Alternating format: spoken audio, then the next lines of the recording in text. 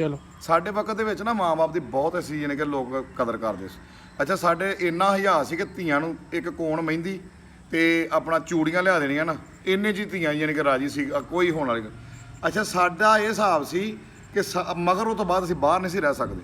ਇੰਨਾ ਮਾਂ-ਬਾਪ ਦਾ ਯਾਨੀ ਕਿ ਸਾਨੂੰ ਖੌਫ ਹੁੰਦਾ ਸੀ, ਡਰ ਹੁੰਦਾ ਸੀ। ਔਰ ਅਲਹਮਦੁਲਿਲਾ ਉਹਦੀ ਬਦੌਲਤ ਅੱਜ ਅਸੀਂ ਇਸ ਮੁਕਾਮ ਤੇ ਹਾਂ, ਯਾਨੀ ਕਿ ਅੱਲਾ ਦਾ ਸ਼ੁਕਰ ਅਸੀਂ ਕਿਸੇ ਪੁੱਠੇ ਪਾਸੇ ਲੱਗੇ। ਅੱਛਾ ਪਹਿਲੇ ਨਾ ਇਦਾਂ ਹੁੰਦਾ ਸੀ ਕਿ ਬੱਚਾ ਜੋ ਜਵਾਨ ਹੁੰਦਾ ਸੀ ਨਾ, ਮਾਪਿਆਂ ਨੂੰ ਖੁਸ਼ੀ ਹੁੰਦੀ ਸੀ ਕਿ ਪੁੱਤ ਉੱਥੇ ਤੇ ਡਾਲ ਤੇ ਟੁੱਟੇ। ਅੱਛਾ ਹੁਣ ਫਿਕਰ ਪਿਆ ਹੁੰਦਾ ਕਿ ਯਾ ਅੱਲਾ ਪਾਕ ਨੂੰ ਸਿੱਧੇ ਰਸਤੇ 'ਤੇ ਜਾਈ।